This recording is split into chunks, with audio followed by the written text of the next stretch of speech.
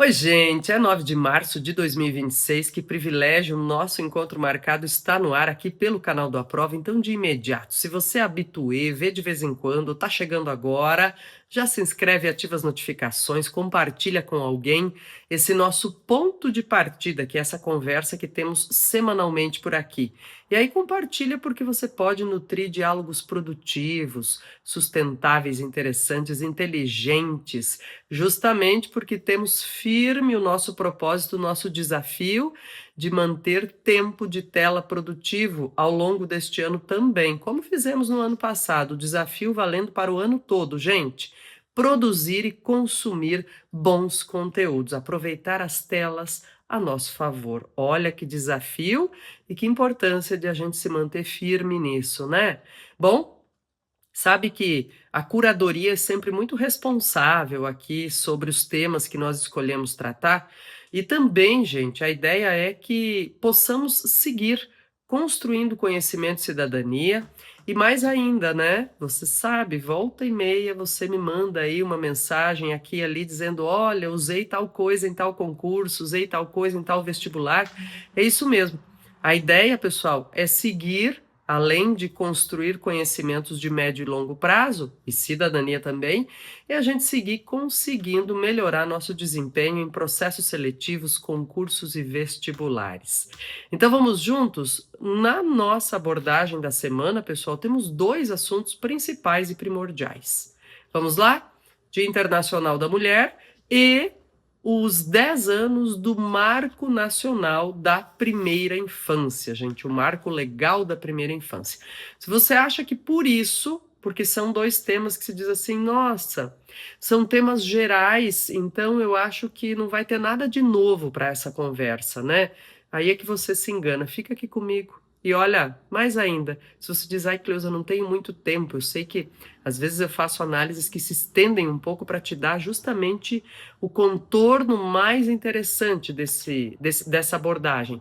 Então você pode colocar aí naquele item da reprodução mais acelerada e você me escuta, me vê, faz suas anotações do mesmo jeito, tá bom? Então vamos lá, ó. Primeiro de tudo, vou falar desse marco legal dos 10 anos, gente. Diz assim, eu nem sabia que existia isso, Cleusa, mas por que primeira infância, por que tudo isso? Gente, vamos lá. Primeira infância, e eu deixo os links para você, você pode aprofundar, buscar mais coisas e sempre assim a gente faz. Primeira infância, gente, é o marco temporal até 6 anos de idade, e esse é um ponto crucial. Então, assim, é o momento em que 90% das conexões cerebrais, com 1 milhão de sinapses por segundo, é feito. Esse período aí, diz, é o período mais produtivo, mais denso para a formação de qualquer indivíduo. E é por isso que aquela frase que diz que a infância nos acompanha para a vida toda, pessoal, não é um clichê bonito para colocar em cartão, né, comemorativo, mas é uma ideia verdadeira de que a infância de fato nos marca e contribui para as nossas escolhas a vida toda. Bem, olha, assim como a gente diz para outros assuntos, por exemplo, a ideia de bônus demográfico, e a gente fala em janela de oportunidades, então é a primeira infância também que é uma janela de oportunidades para a formação dos indivíduos e, obviamente, para que a gente tenha uma sociedade melhor no futuro, quando esses indivíduos forem adultos. E é por isso que é tão importante a gente ter políticas públicas, gente, que possam quebrar ciclos de pobreza. E o marco legal faz isso, ele traz essa ideia da confluência entre sociedade civil e poder público, gente. E é um catalisador que mexe com a vida de pais, mães e outras pessoas envolvidas no cuidado com crianças na primeira infância. E ele mexe com o texto do Estatuto da Criança e do Adolescente, com o Código de Processo Penal e com a CLT. E aí, assim, de repente você diz, ah, mas de infância eu achei que só ia ter coisa de estatuto, que, né, mas peraí, CLT, como assim, Cleusa, se criança não pode nem trabalhar? Pois é, por isso que eu te disse, tem relação intertexto peculiar aqui. Olha só, eu vou escolher abordar justamente esse recorte, gente, a ideia da CLT, por quê? Porque na última semana, mais precisamente no dia 4 de março, o Senado Federal acaba de aprovar uma legislação bem importante.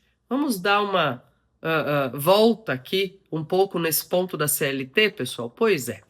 O marco legal da primeira infância mexeu com a licença maternidade, aí é que entra a história da CLT, viu? De 120 para 180 dias. E isso é para empresas, obviamente, que são incentivadas pelo governo a ser essas empresas parceiras do marco legal da infância.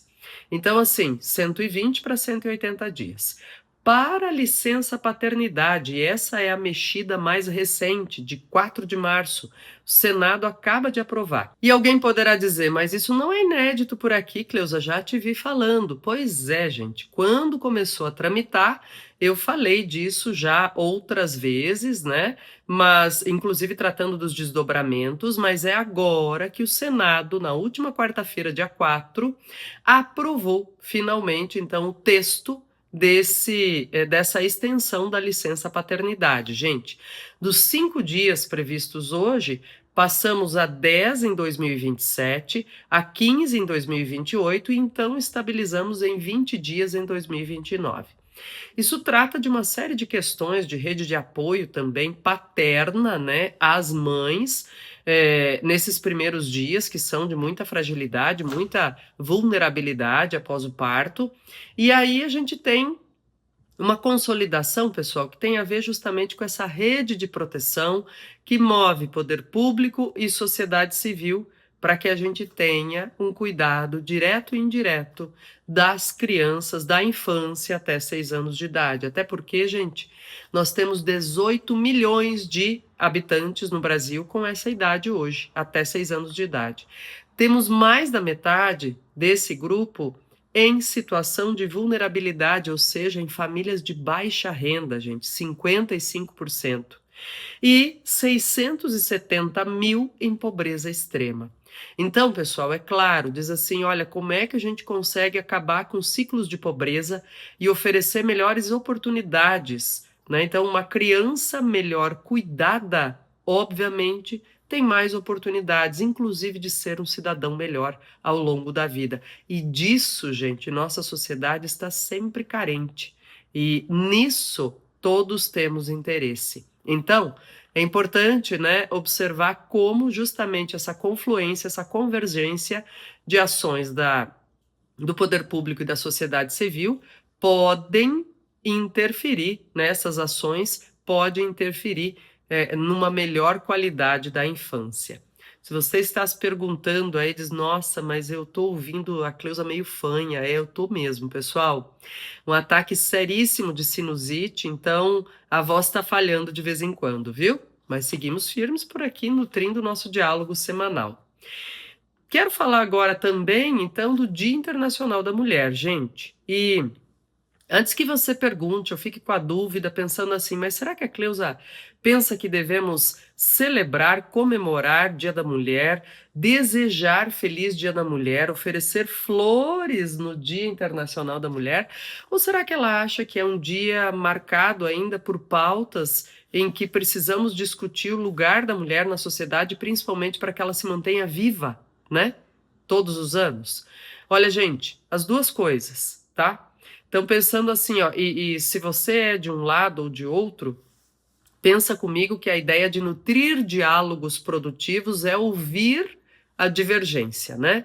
E eu penso que sim, é um dia para celebrar já as conquistas que tivemos de espaço, de voto, de credibilidade, de tudo isso, todo o caminho que já percorremos. Então, sim, gente, não tem problema algum abraçar, desejar, celebrar, até porque na celebração vem a rememoração de tudo que foi feito ao longo desse caminho, né?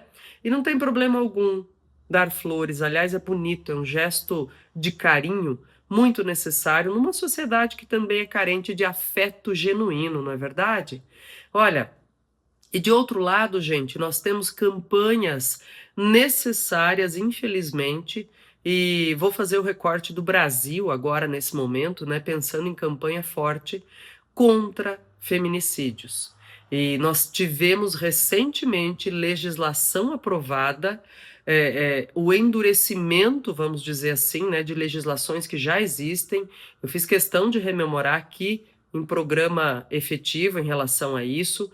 Nós temos outros países se valendo também dessa contingência para trabalhar esse ponto e dizer, olha, não é possível que a gente continue tendo que levantar essas bandeiras para que as pessoas, e nesse caso agora do recorte, né, gente, para que as mulheres continuem vivas, né? E aí eu quero aproveitar também, diante dessa situação toda, gente, fazer menção assim, ó, de repente você diz, tá, Cleusa, isso tem legislação, tudo isso e tal, mas eu queria uma abordagem diferente. Eu vou te possibilitar aqui, vou te oferecer essa abordagem diferente, sabe?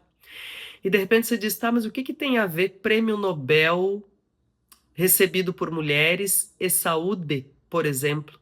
Mas ainda, o que que tem a ver prêmio Nobel e algum tratamento, alguma luz de cura, de tratamento para câncer?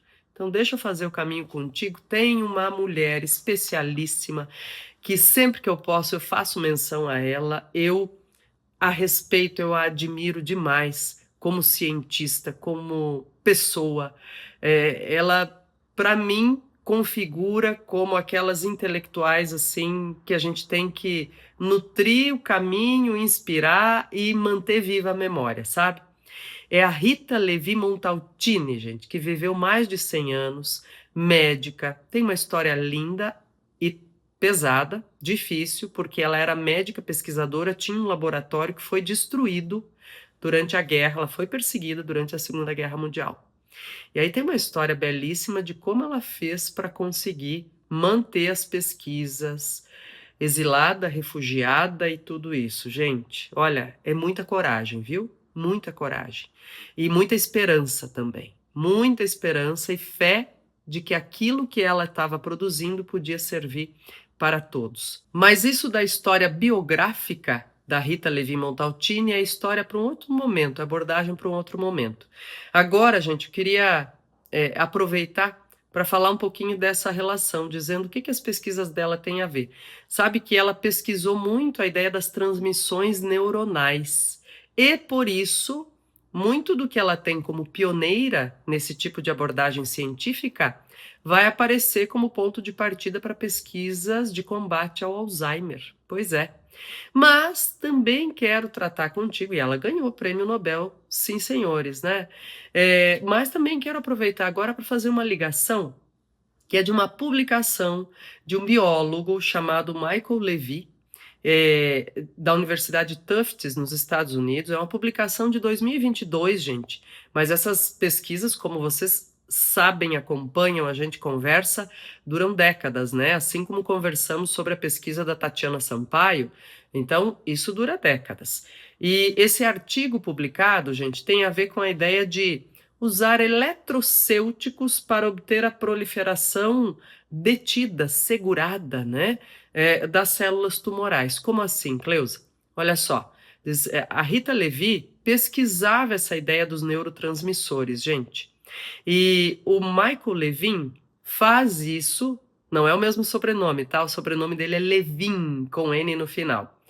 Faz isso agora de maneira muito mais complexa, né? Pesquisas avançando, mas usando a ideia de eletrocêuticos para segurar a proliferação de células tumorais. Qual que é a descoberta, ou qual que é a lapidação, a especificidade da descoberta aí, gente? Que as células, não só os neurônios, usam eletroquímica para se comunicar.